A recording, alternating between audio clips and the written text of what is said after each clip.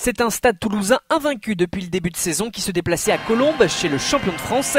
Le Racing 92 qui voulait confirmer après son succès face à Lyon, face à une équipe toulousaine remaniée avec 7 changements.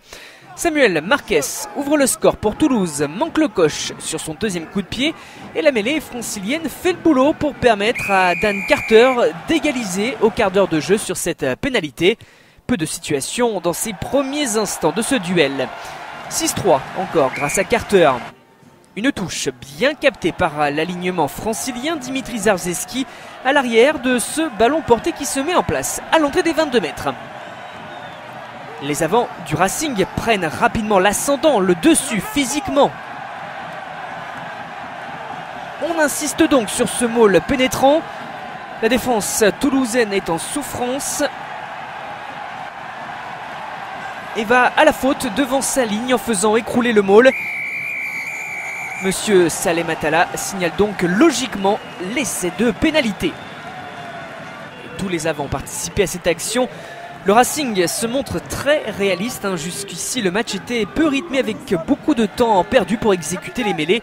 Les défenses imperméables ne laissent que très peu d'espace, sauf pour ce genre de passage en force.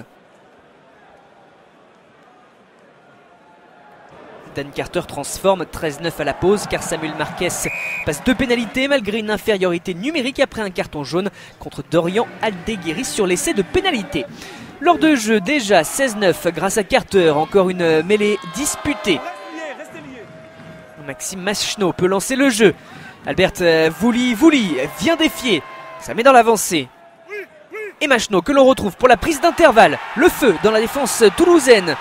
Le demi de mêlée est repris in extremis, le soutien de Yannick Nyanga, Joro Kosoko et c'est Bernard Leroux qui se jette pour aplatir et marquer le deuxième essai du Racing dans ce match. Et c'est validé après usage de la vidéo. La percée de Machno, repris par Gaël Ficou et Johan Huget. Et l'on cherchait à savoir s'il y avait un en avance sur le déblayage de Nyanga. La réaction du stade toulousain, bras cassé sur une mêlée, un coup franc vite joué. La finalité de cette action avec un renversement.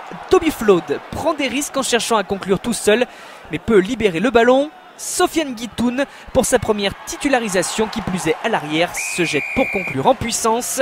Un essai qui relance le suspense. L'international prend le dessus malgré le retour de 3 défenseurs. Arrêt du temps, on arrête le chrono. Marquez ne transforme pas, Toulouse doit marquer un essai encore s'il veut le bonus défensif. Sauf que c'est le Racing que l'on retrouve à l'attaque. Carter est à l'origine avec une relance depuis ses 22 mètres. Casey Lolala franchit la médiane. La passe pour Machno, remise rapide pour Wanimov et la course en diagonale pour marquer un 3e essai et ainsi sceller le résultat. Camille Chat suivait quoi qu'il arrive. Le Racing ne décrochera cependant pas le bonus offensif malgré ce dernier contre gagnant. Sourire intérieur pour Laurent Travers et Laurent Labitte. Toulouse chute pour la première fois chez les coéquipiers de Dan Carter. Victoire du Racing 28-14.